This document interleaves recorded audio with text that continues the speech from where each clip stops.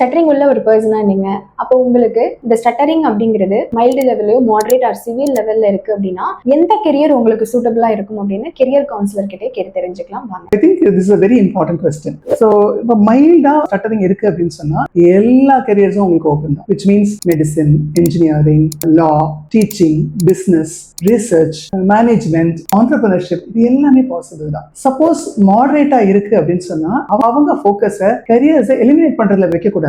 எந்தெந்த கரியர்ஸ்ல எந்த அளவுக்கு கம்யூனிகேஷன் டெப்த் இருக்குன்னு அனலைஸ் பண்ணணும். ஃபார் எக்ஸாம்பிள் சொல்ல போனா ஹெல்த் கேர்னு எடுத்துப்போமே, அங்க வந்து உங்க பேத்தாலஜியை ட்ரை பண்ணலாம். பேத்தாலஜிஸ்ட் ஆகலாம், ரேடியாலஜிஸ்ட் ஆகலாம், அப்புறம் மைக்ரோபயாலஜிஸ்ட் ஆகலாம், பயோமெடிக்கல் ரிசர்ச் சயின்டிஸ்ட் ஆகலாம். அதிகமா கம்யூனிகேஷன் பண்ண வேண்டியது இல்லை. என்ஜினியரிங் எடுத்துட்டா AI engineer, cyber security analyst, அதுக்கப்புறம் டேட்டா சயின்டிஸ்ட், கிளவுட் என்ஜினியரிங், இதுக்கெல்லாம் ரொம்ப பேச வேண்டியது இல்லை. லா எடுத்துக்கிட்டோம்னா legal researcher, intellectual property analyst, complaints analyst, ரொம்ப பேச வேண்டியது இல்லை. இது எத்தனை பேருக்கு தெரியும்னு யோசிச்சு பாருங்க. சிவியரான ஸ்டட்டரிங் இருக்கு அப்படின்னு சொன்னா எந்தெந்த கெரியர்ஸ்ல இன்டெப்தா டெக்னிக்கல் ஸ்கில்ஸ் இருக்கு, அனாலிட்டிக்கல் திங்கிங் இருக்கு, ப்ராப்ளம் சால்விங் இருக்கு, கம்யூனிகேஷன் கம்மியா இருக்கும் இந்த இடங்கள் எல்லாம், அந்த மாதிரி கெரியர்ஸ் தான் சூஸ் பண்ணணும்.